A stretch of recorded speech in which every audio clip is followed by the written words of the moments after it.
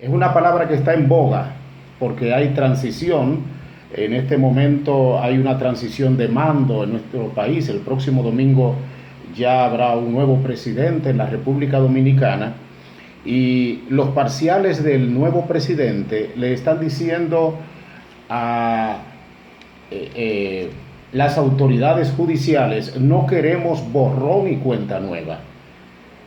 En un país como el nuestro, donde no hay régimen de consecuencia y donde hay un alto grado de impunidad, probablemente esto es una utopía, es un sueño al que nunca le vamos a ver realidad, es un sueño que nunca vamos a ver realizado o que en muchos casos no se hará justicia. Esta palabra es antigua, muy antigua, esta expresión, borrón y cuenta nueva, es muy antigua. Se debe a los monjes medievales. Son ellos quienes le dan origen a esta palabra, debido a que ellos tenían que escribir y copiar todos en pergamino utilizando tinta de sepia mezclada con carbón, y no tenían la facilidad de escribir sin fallar, y ante cualquier falla entonces se veían obligados a desistir del pergamino y comenzar de nuevo. Ellos afilaban constantemente las cañas de las plumas con las que copiaban los datos, ya que, según se dice, si aparecía un borrón en uno de los libros que ellos estaban escribiendo, debían empezar a copiarlo completamente de nuevo. No tenían las facilidades que tenemos usted y yo hoy, no tenían los recursos que usted y yo tenemos hoy para poder borrar y seguir escribiendo. De ahí se deriva la expresión borrón y cuenta nueva. Curiosamente, acá en Iberoamérica existe una expresión muy parecida a esa, pero contraria, y que se deriva de esa expresión, borrón y cuenta nueva. Aquí lo que decimos es ni borrón ni cuenta nueva. En República Dominicana usamos constantemente esta expresión, y como les dije anteriormente, se debe a que mucha gente quiere ver la justicia aplicada en contra de aquellos que delinquen, en contra de aquellos que caen en corrupción.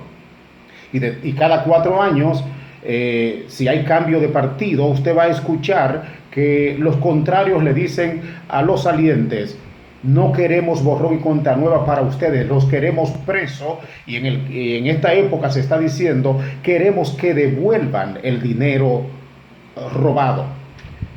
Borrón y cuenta nueva no queremos. Y con esa expresión manifiestan su deseo de que esos funcionarios salientes sean procesados en la justicia. Es como si dijeran: los culpables a las cárceles para que paguen sus actos. Lamentablemente, eso no siempre se cumple. Ahora, con la caída de Adán y de Eva, todos los seres humanos somos herederos del pecado y merecemos condenación eterna. Somos merecedores de condenación eterna. Heredamos de nuestros primeros padres, Adán y Eva, el pecado, la naturaleza caída, la naturaleza pecaminosa. Las Escrituras expresan: por cuanto todos pecaron, están destituidos de la gloria de Dios. Génesis capítulo 3, versos 2 y 3. Adán y Eva se les prohíbe comer del árbol del bien y del mal que estaba en el centro del huerto, y se les advierten las consecuencias de su desobediencia. El Señor le dice: si desobedecen, si pecan, van a morir. La Biblia dice que la paga del pecado, las consecuencias del pecado, es la muerte. Satanás, que es el padre de mentira, le dijo a Adán y a Eva: no morirán, en los versos 4 y 5. No es cierto lo que Dios le ha dicho. No es cierto que si ustedes comen del árbol del bien y del mal, del árbol que está en el centro del huerto, ustedes van a morir. Y para convencerles de que comieran, le dice: no morirán. De manera que pueden comer, pueden desobedecer. Dios había dicho: ciertamente moriréis. Satanás le dice: ahora no moriréis, no van a morir. Adán desobedeció la orden específica de Dios y prefirió hacer su voluntad y hacer la voluntad de Satanás y no la voluntad de Dios, no la voluntad del Padre. Al hacerlo, Adán se rebela contra su creador, contra su Dios, y sigue las directrices de Satanás, quien es el primer reverde de toda la creación. El resultado inmediato de la desobediencia de Adán fue la muerte espiritual. Adán no murió físicamente enseguida. Él vivió cientos de años después de haber desobedecido a Dios, de haber cometido su acto de desobediencia, pero sí murió espiritualmente ese mismo día. Inmediatamente desobedeció al Padre, Adán muere espiritualmente. O sea que la sentencia del Padre, lo que el Padre había dicho acerca de los que desobedecían sus mandatos, se cumplió al instante. En la Biblia, la muerte quiere decir separación. La muerte física es la separación del espíritu que está unido al cuerpo. La muerte espiritual es la separación del Espíritu de Dios del espíritu del hombre, y eso fue lo que pasó con Adán y con Eva cuando pecaron a Dios, cuando desobedecieron a Dios. Desde que ellos obedecieron, Dios les pronuncia sentencia de muerte, y eso ocurre. Dios no pasó por alto el pecado de ellos, como tampoco pasa por alto el pecado de nosotros. Dios es santo y no permite el pecado en su presencia. Por esa razón, Adán y Eva fueron expulsados de la presencia de Dios, fueron expulsados del huerto del Edén. Con la caída del hombre, el pecado original nos separa de Dios y nos convierte en culpables de condenación eterna. Quiero invitarte para que me acompañes en el capítulo 5 de la carta a los Romanos, donde Pablo habla claro acerca de las consecuencias del pecado. Dice: por tanto, como el pecado entró en el mundo por un hombre, y por el pecado la muerte, así la muerte pasó a todos los hombres, por cuanto todos pecaron. Pues antes de la ley había pecado en el mundo, pero donde no hay ley, no se culpa de pecado. No obstante, reinó la muerte desde Adán hasta Moisés, aún en los que no pecaron a la manera de la transgresión de Adán, el cual es figura del que ha de venir. Pero el don no fue como la transgresión, porque si por la transgresión de aquel uno murieron muchos, abundaron mucho más para los muchos la gracia y el don de Dios por la gracia de un hombre, Jesucristo.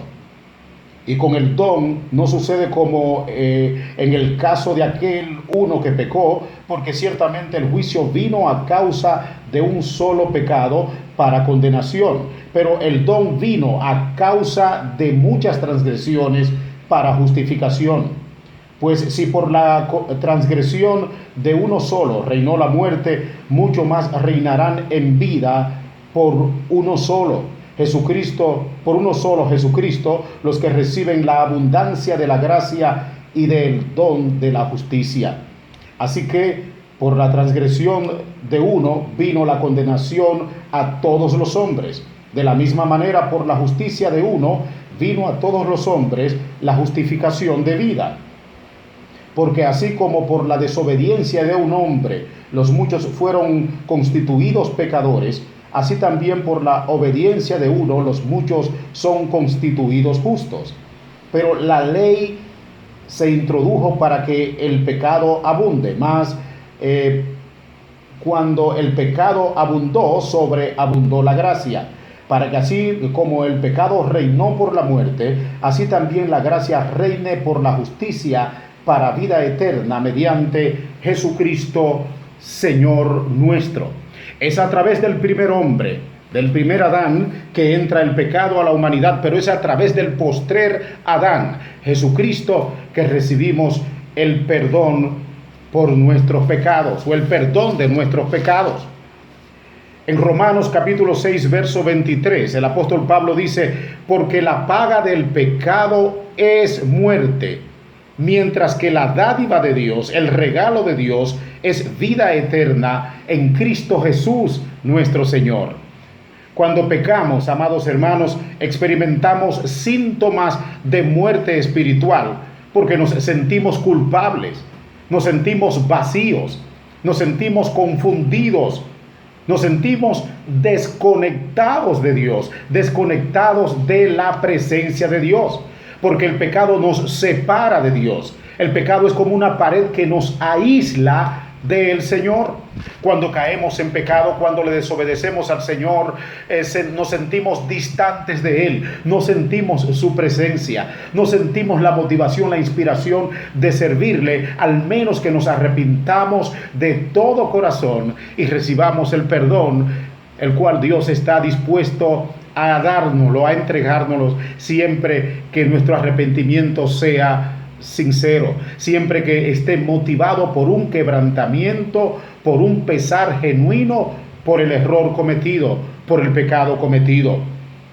Nuestro pecado lastima el corazón de nuestro Padre, lastima el corazón de Dios, así como la desobediencia lastima el corazón del Padre y de la Madre. Nuestro pecado lastima el corazón de nuestro Dios. Y no solamente eso, también contrista al Espíritu Santo, según Efesios capítulo 4, verso 30. El pecado nos separa de Dios, nos aleja de Dios, enfría nuestra relación con Él, nuestra comunión con Él, nos aísla.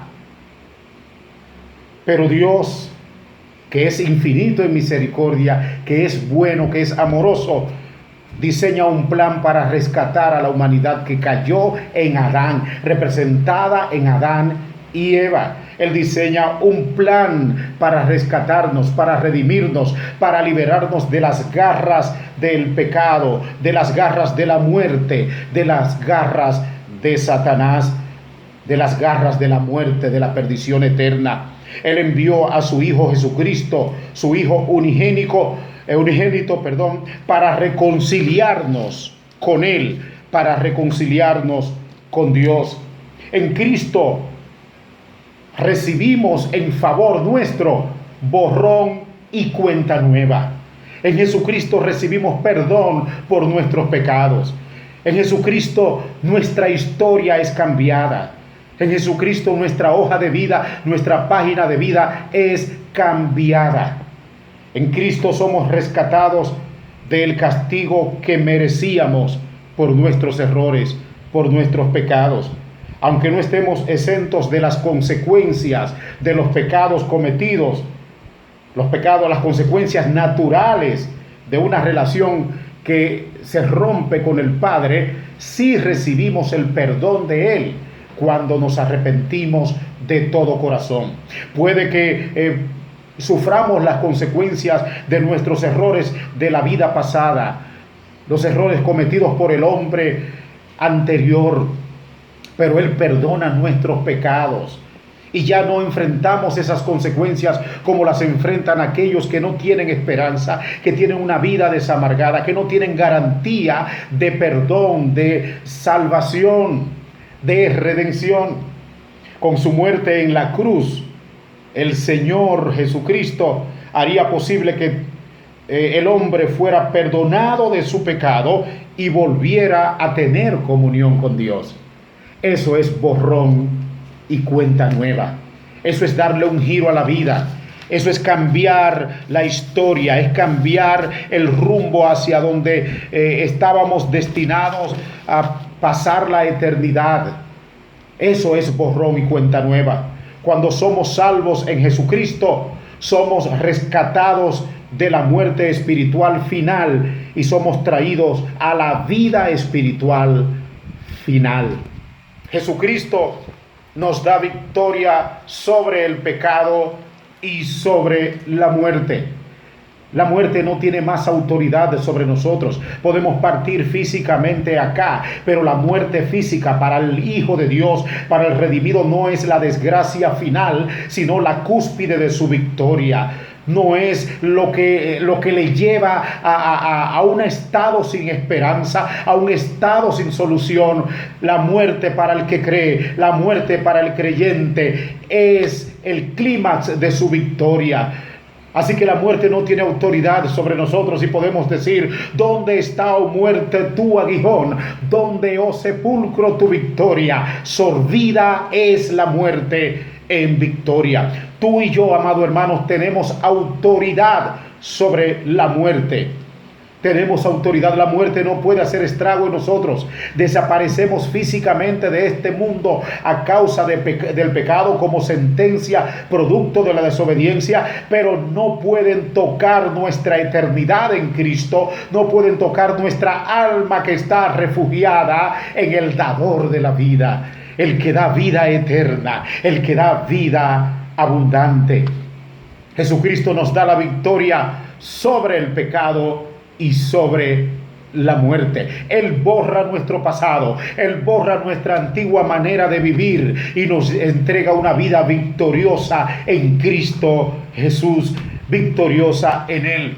En la cruz el pecado fue destituido de su señorío, de su poder, de su autoridad. Jesucristo le da un golpe mortal a la naturaleza caída y nos da victoria y nos prepara lugar en la eternidad para morar con Él. No solo nos salva, no solo nos redime, no solo nos da seguridad de salvación, no solo borra nuestro pecado y escribe una nueva historia en nosotros, sino que nos prepara una morada eterna para que estemos juntamente con Él. En el capítulo 14 del libro del Evangelio de Juan, Él dice: yo voy pues a preparar morada para ustedes. Él fue a preparar el lugar donde estaríamos por toda la eternidad. En Cristo recibimos por charis, por gracia, el perdón de nuestros pecados. Dígame usted si eso no es borrón y cuenta nueva. Cuando miramos la cruz, vemos que allí fueron llevados nuestros pecados, nuestros errores, nuestra desobediencia, y eso se traduce en victoria. No hay persona más victoriosa, no hay vida más victoriosa que aquella que tenía sentencia de muerte por haber pecado, por haber delinquido, por haberle fallado a Dios, y ahora le hacen borrón a esa vida, a esa historia, y se escribe una nueva historia, se hace una cuenta nueva. Así que solo tenemos que mirar a la cruz, donde veremos la redención de nuestros pecados. El apóstol Pablo, en un magistral análisis teológico a la cruz, expresa lo siguiente en Colosenses capítulo 2, versos 14 y 15. Dice: anulando el acta de los decretos que había contra nosotros, que nos era contraria, quitándola del medio y clavándola en la cruz y despojando a los principados. Diga conmigo: Él despojó a los principados, le quitó la autoridad que tenían sobre mí. Ya no me pueden condenar, ya no me pueden juzgar, ya no me pueden llevar a un lugar donde voy a pagar por mis pecados, porque Él, aleluya, rompió el decreto, el acta de los decretos, y también despojó a los principados y despojó a las potestades. Pero no solamente, hizo una campaña en nuestro favor. Dice el apóstol Pablo que a ellos, los destronados, los que nos acusaban, los exhibió públicamente. Alabado sea el nombre de Jesucristo. Y triunfó sobre ellos en la cruz. Es por eso que para los redimidos, la cruz no significa un lugar de desgracia, de muerte, de martirio. La cruz representa victoria para nosotros, representa redención. Representa el lugar donde fueron llevados nuestros pecados, donde fueron pagadas nuestras culpas, donde fuimos comprados a precio de sangre sin merecerlo.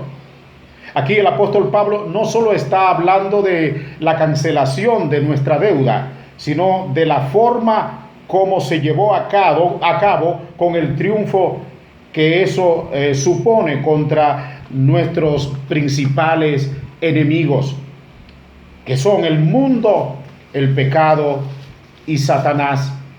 Cristo triunfó sobre las fuerzas demoníacas. Cristo triunfó sobre los poderes satánicos del mundo mediante su muerte en la cruz. Y allí, en esa cruz, Él llevó cautiva toda cautividad. Llevó cautiva nuestra cautividad. Él dejó sin efecto el acta donde estaban registrados nuestro pecado y donde teníamos sentencia de condenación eterna. Cristo despojó de su poder a los espíritus que obligan a los seres humanos, a los hombres y a las mujeres a permanecer cautivos al dominio del pecado. Nosotros, los hijos de Dios, somos partícipes de ese triunfo que se materializa, que ocurre en la cruz del Calvario, allá donde Cristo nos entrega la victoria sobre el pecado, sobre la muerte, sobre Satanás y sobre sus principados. Nosotros, los hijos de Dios, somos partícipes de ese triunfo. Cristo vence en la cruz para darnos victoria a nosotros. Nos ha dado poder para vencer las tentaciones. Nos ha dado poder para vencer a Satanás. Él nos ha dado el poder y la autoridad a hacer guerra contra las fuerzas espirituales de maldad. Eso nos indica que usted y yo, como hijos de Dios, como redimidos por el Eterno, debemos vivir una vida victoriosa. Debemos vivir una vida de gozo. Debemos disfrutar plenamente nuestra vida en Jesucristo. No podemos vivir como si no somos victoriosos, como si no somos vencedores, como si somos derrotados. No podemos vivir como aquellos que no tienen la esperanza que usted y yo tenemos.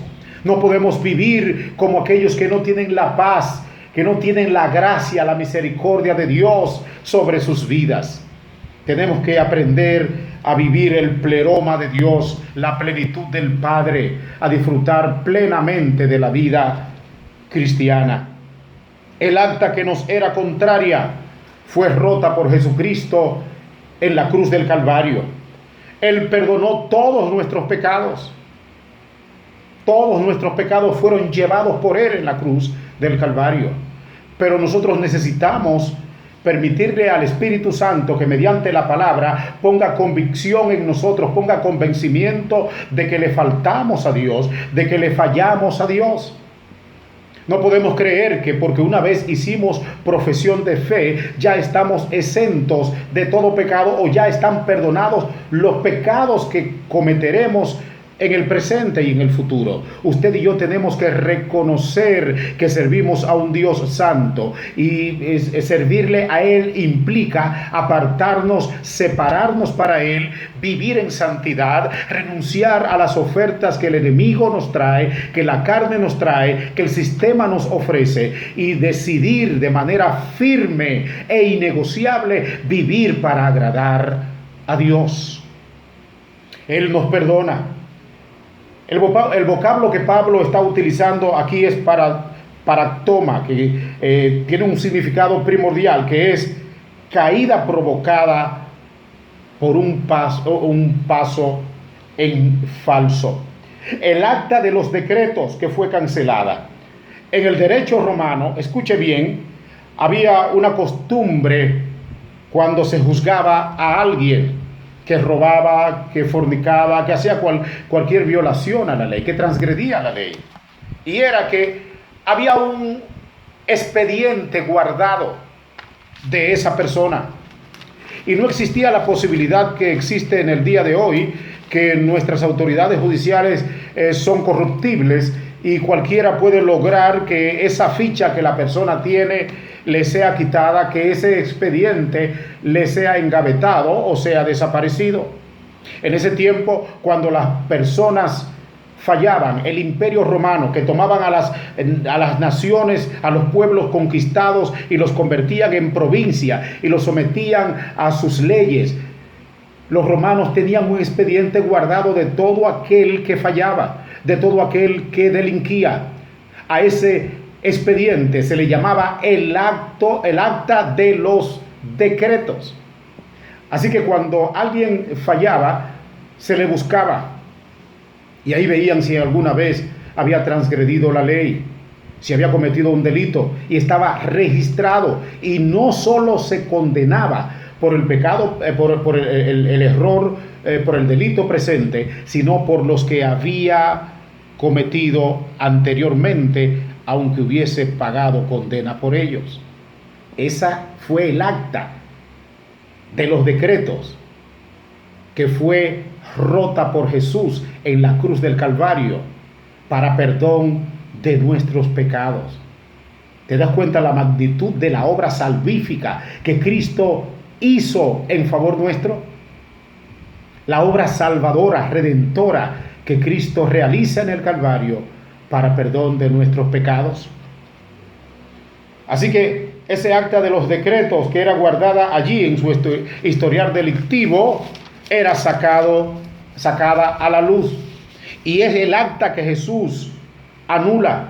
Es como que Jesús dice: concédeme ese archivo, búscame el archivo de Henry, búscame el archivo de Alexandra, de José Luis, búscame el archivo de Rosa, de Carolina, de Rosy, de Dania, de Ángela, de Josefa, de Valerio. Búscame el archivo de él. Ya sus pecados son borrados. Yo pagué por sus pecados en la cruz del Calvario. Alabado sea su nombre. Tienes motivo para darle gracias a Dios, para vivir agradeciéndole. Concédeme ese archivo, tráemelo. Él es mi hijo ahora. Yo morí por él. Yo llevo sus cargas. Yo llevo sus culpas. Entrégame ese expediente. Y cuando lo tiene en mano, entonces él hace lo que está diciendo el apóstol Pablo. Lo toma y lo rompe. Y dice: ahora mi hijo, ahora mi hija es inocente. Gloria, aleluya, al Rey de Reyes. Gloria a nuestro Salvador. Él llevó el acta de nuestro decreto, la declaró sin efecto, y eso es borrón y cuenta nueva. Eso hizo Jesús en la cruz por nuestros pecados, amados hermanos, por nuestras caídas, por nuestros errores, por nuestras desobediencias. Cuando Él anula el acta contraria, se hace cargo y dice: yo pago su deuda. Por eso, cuando miramos a la cruz, podemos ver allí clavados todos nuestros pecados. Todos nuestros pecados, todos nuestros errores. No importa cuántas veces tengas que ir delante del Señor. Si le fallaste, Él te está esperando con los brazos abiertos para perdonar tus pecados. Para perdonar tus pecados. Cuando a Él le llevaron la mujer adúltera, que dicho sea de paso, una mujer no puede adulterar sin un hombre, solo la llevaron a ella, en una sociedad machista, solo la llevaron a ella y la acusan, y dicen fue sorprendida en el mismo acto de adulterio. Yo pregunto, ¿dónde estaba el hombre? Bueno, pues la llevaron a ella. Y la ley dice que cuando alguien es sorprendido en el mismo acto de adulterio, debe ser apedreado. Y Jesús, usted sabe lo que comenzó a hacer, comenzó a escribir, bajó su cabeza y comenzó a escribir, y dijo: el que esté libre de pecado, sea el primero en lanzar la piedra.